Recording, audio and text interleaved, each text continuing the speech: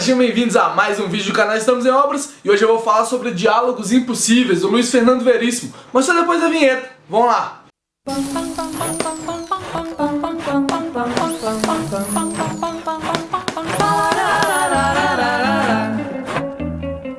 Se você está acompanhando o canal, você sabe que esse livro aqui, o Diálogos Impossíveis, vai ser a primeira parte da minha campanha Livre-se. Eu lancei ela agora no início de fevereiro e todo mês eu vou me livrar de um livro nas ruas de BH ou da cidade que eu tiver. O vídeo com mais detalhes vai aparecer aqui, ó, vai aparecer aqui do lado, beleza? Clica nele, tenha mais informações, que aí eu vou começar a falar do livro. Estão prontos? Posso começar a falar do Veríssimo? Então vamos lá. Eu tenho que começar falando que eu tenho uma admiração enorme pelo Veríssimo. Ele é um dos caras que escreve crônicas que eu mais gosto de ler. As crônicas dele são leves, são divertidas e talvez é isso que mais me atrai na escrita do Veríssimo. Ele consegue criar situações absurdas e fazer com que elas soem engraçadas, soem inteligentes, soem divertidas de ler mesmo, rápidas de ler, coisa que você vai se distrair lendo. Eu acho que essa é a principal função de uma crônica, principalmente uma crônica de jornal, que é o que o Veríssimo escreve. Porque ela vai estar disputando espaço com notícia sangrenta, com notícia de esporte, com um monte de coisa que talvez não tenha tanta ligação com a crônica e de fato não tem, porque o jornalismo está diferenciando demais de uma crônica e ela precisa trazer isso de volta, ela precisa trazer essa magia da leitura de volta, a leitura de uma coisa ficcional, uma coisa mais fantasiosa. Eu acho que essa ideia de crônica que o Veríssimo tem é uma ideia muito legal. Agora falando de Diálogos Impossíveis propriamente dito, ele é composto de 45 crônicas escritas desde 2009 até 2011 e que foram publicadas tanto no estado de São Paulo quanto no Zero Hora, o jornal lá do Rio Grande do Sul. E a ideia dele é bem simples, é fazer uma coletânea de diálogos impossíveis que o Veríssimo escreveu nesse período. Então você vai ter aqui diversos tipos de diálogos que são meio impensáveis de acontecer. O livro abre com o diálogo entre o Drácula e o Batman. Então os dois têm semelhança de serem morcegos, né, e tal. Aí o Veríssimo trabalha com isso, trabalha com essa ideia na primeira crônica, que abre o livro. E isso acontece no livro inteiro. Ele fala todo de diálogos que talvez não aconteceriam no mundo normal, assim, né, no mundo real. Cruzamentos de pessoas, cruzamentos de coisas que provavelmente não aconteceriam. São diálogos impossíveis mesmo. E isso, ao mesmo tempo que é uma coisa boa, que conseguiu reunir muitas crônicas legais do Veríssimo com essa temática de diálogo, também é um tiro no pé, porque algumas delas são forçadas aqui dentro. Elas não têm essa ideia tanto de diálogo impossível que o livro fala. É meio que uma coletânea com um título que talvez juntaria tudo. E é muito difícil fazer uma crítica mais completa de um livro de crônicas, que, igual eu falei, esse aqui é composto por 45 crônicas escritas durante 3 anos da vida do Veríssimo. Então, de 2009 a 2011. Apesar do Veríssimo ter um estilo característico de escrever, a pessoa muda nesse período, ela escreve coisas diferentes, ela tenta coisas diferentes. Não que tenha muita variação aqui, né, porque o Veríssimo já tem um estilo próprio de escrita, e ele tá muito presente aqui no Diálogos Impossíveis, com aquelas sacadinhas rápidas que o Veríssimo tem, aquela linguagem fácil de poder escrever, os diálogos afiados. Eu acho que o diálogo é uma das coisas que eu mais gosto no Veríssimo, porque ele consegue fazer um diálogo impossível soar legal, soar engraçado, e isso é uma grande vantagem mesmo. Assim, eu tento escrever diálogos como o Veríssimo. Eu já falei aqui no canal, meu sonho é ser pelo menos 1/10 do que o Veríssimo é, tanto que o Veríssimo consegue escrever bem. E eu gosto demais dos diálogos dele, das situações que ele cria, e aqui as situações estão presentes também. É muito cara do Veríssimo esse livro. Você bate o olho nas crônicas, você sabe que elas são do Veríssimo só pelo jeito de escrever, o jeito de construir personagem, pelo nome que ele dá pros personagens, é tudo muito característico do autor, e pra mim, que sou fã dele, é muito legal de poder acompanhar. E por causa dessa leveza, do tom de diálogo do livro, caso do impossível, né, que fala no título, não é de se esperar muita profundidade nas crônicas. Eu tava lendo algumas críticas falando do livro do Veríssimo, que podia ser melhor. Também acho que podia ser melhor, mas ele cumpre o papel bom dele, que é o papel de divertir, o papel de entreter a pessoa. As crônicas desse livro acabam sendo divertidas de alguma forma. As pessoas vão se identificar mais com uma crônica, menos com outra. Alguns vão gostar mais de uma forma de escrever, outros vão gostar de outra, mas é por causa disso. Ele é um livro plural, igual eu falei, é difícil de resenhar um livro desse, de fazer uma crítica de um livro desse, porque ele varia muito de temática, de forma de escrita, e é por isso que eu não vou fazer propriamente uma crítica. Eu tô falando dos pontos gerais do livro aqui mesmo, pra vocês poderem ter uma ideia de como é que ele é. Aí tem 2 pontos nesse livro que me incomodaram um pouquinho, assim. O primeiro é a organização dele. Logo no início a gente tem um índice com todas as crônicas que foram escritas aqui, com a paginação, e isso é muito legal de ter. E no final a gente tem também a data que elas foram escritas. E dá pra você perceber que não tem meio que uma ordem nas crônicas do livro. Então o livro começa com uma crônica de 2009, de 21 de junho de 2009, pula pra uma crônica de 2 de agosto de 2009, depois vai pra 11 11 de janeiro de 2009, então não tem uma ordem certa das crônicas, principalmente cronológica, que isso é legal de acompanhar numa coletânea, né? Eu gosto de ver coletâneas que tem um senso de organização próprio e essa aqui parece não ter. Isso é um pecado de um livro de coletânea. Outro ponto que eu acho que aí é mais crítico é esse selinho aqui em cima, que é o selo do Prêmio Jabuti de livro do ano de ficção de 2013. Eu sou leitor do Veríssimo desde meus, sei lá, 13, 14 anos de idade, e hoje eu tô com 25, então tem mais de 10 anos que eu leio o Veríssimo, leio as coletâneas de crônicas dele, e essa aqui não foi a melhor que eu já li. Ter a alcunha de livro do ano pelo Jabuti, eu acho que é um pouco forçado por ser o Luiz Fernando Veríssimo. Eu já falei, eu amo o cara com todas as minhas forças, meu sonho é encontrar o Veríssimo, dar um abraço nele e falar obrigado por tudo, Veríssimo. Mas eu acho que livro do ano é demais, assim. Eu acho que forçar a barra pro livro do ano no Diálogos Impossíveis, olhar a lista de indicados do Jabuti de 2013, tinha coisa melhor lá, com certeza, mas o nome Veríssimo com certeza pesa aqui. E como é um livro de coletânea, que eu não vou fazer uma crítica propriamente dita dele, eu vou citar aqui 6 crônicas que me chamaram a atenção. Igual eu falei, talvez elas não chamem a sua atenção, talvez não chamem a atenção de outras pessoas. Que crônica tem essa particularidade? Ela pode ter aquela coisinha, aquele ponto que vai chamar mais sua atenção do que me chamaria. E como é Veríssimo, todas as crônicas têm qualidade, então ela atesta a qualidade, né? Veríssimo, tá escrito aqui, e ele não perdeu a mão ao longo dos anos, eu acho que ele continua escrevendo muito bem, então todas têm uma qualidade boa, mas algumas me chamaram mais atenção. Vou falar um pouquinho delas aqui pra vocês. A primeira delas é Finais, que ela tem uma estrutura narrativa que difere das outras crônicas. Ela conta um pouquinho uma história de um casal e tem 3 finais diferentes pra essa história, de acordo com o que aconteceu, né? De acordo com o que você pensou que poderia acontecer no final. E ele trata esses 3 finais de forma diferente e a história meio que progride a partir disso. Na crônica Estátua, as estátuas do Carlos Drummond de Andrade, do Fernando Pessoa e do Mário Quintana travam uma conversa entre elas, e é bem legal de ver tanta variação entre os autores, como a forma como as estátuas falam, as situações que acontecem, é bem legal mesmo. A crônica Joffrey, ela tem uma estrutura narrativa também que difere um pouquinho das outras. Ela é construída pra ter uma sacadinha mesmo na história, ela é toda feita pra você acreditar numa coisa pra no final ser outra, e isso é um diferencial aqui, são poucas as crônicas que isso acontece, e a Joffrey tem isso. Uma das características de crônica, principalmente crônica do Veríssimo, essas mais voltadas por humor, é um punchline no final. E uma dessas que tem um punchline no final, que é toda construída pra esse punchline funcionar, é Perdedor Vencedor. Ela é bem curtinha, talvez uma das mais curtas aqui do livro, mas ela é toda construída pra funcionar esse punchline final, e eu acho muito legal de ver como é construída a história a partir disso. Uma que fala bem sobre o título do livro é Dom Juan e a Morte, que trata de um diálogo entre o Dom Juan e a morte, como o próprio título diz, né? E é muito legal ver o Dom Juan tentando seduzir a morte, mostrar o charme dele todo pra morte, e ela meio que caindo na lábia dele pra depois cair no finalzinho da crônica, que é bem legal também. E pra finalizar, eu vou ler uma das crônicas que eu mais gostei, que chama Entrevista. Essa crônica retrata um pouquinho da essência do livro e do que é o Veríssimo, né? Ela é bem cara do Veríssimo. Vamos começar. Entrevista. Meu caro, recebi a revista com minha entrevista que você não quis fazer por e-mail, como eu tinha sugerido,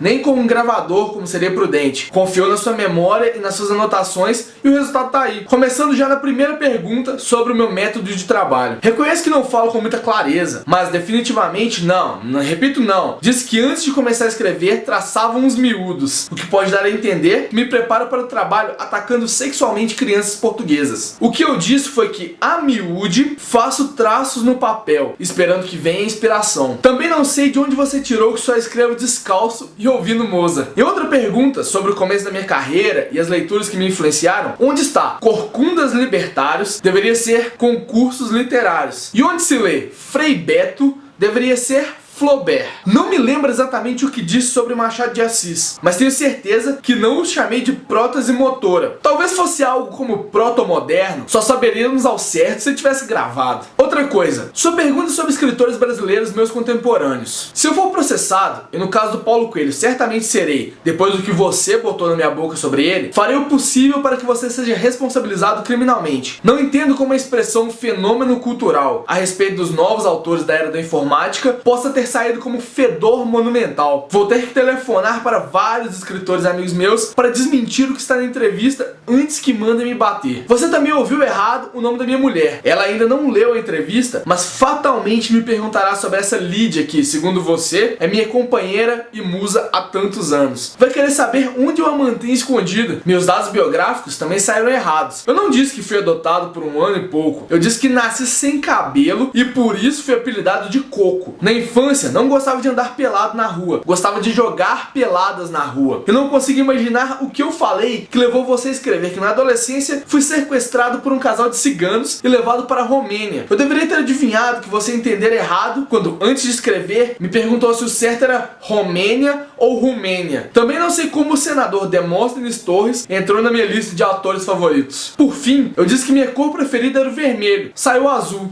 Foi o que mais me doeu. Então é isso, faz aquelas coisas de sempre, curte, compartilha o vídeo, mostra pros amiguinhos, se inscreve no canal se não for inscrito. E lembrando, Diálogos Impossíveis faz parte do meu projeto Livre-se. Conhece aqui, vou deixar o link aqui na descrição, conhece um pouquinho mais do projeto, vê se você quer participar dele também. E em breve esse livro não vai fazer mais parte da minha estante, ele vai ser distribuído pelas ruas de BH. Vocês podem ver, ele já tá aqui com as inscrições, vou colocar aqui perto, mas vai desfocar, então foda-se. Ele tá com as inscrições já de como que funciona o projeto Livre-se. Eu vou soltar ele em breve em BH. Só deixar parar de chover, né, pra eu poder soltar em algum lugar seco. Mas ele vai pras ruas de BH em breve. E espero que vocês tenham curtido o vídeo.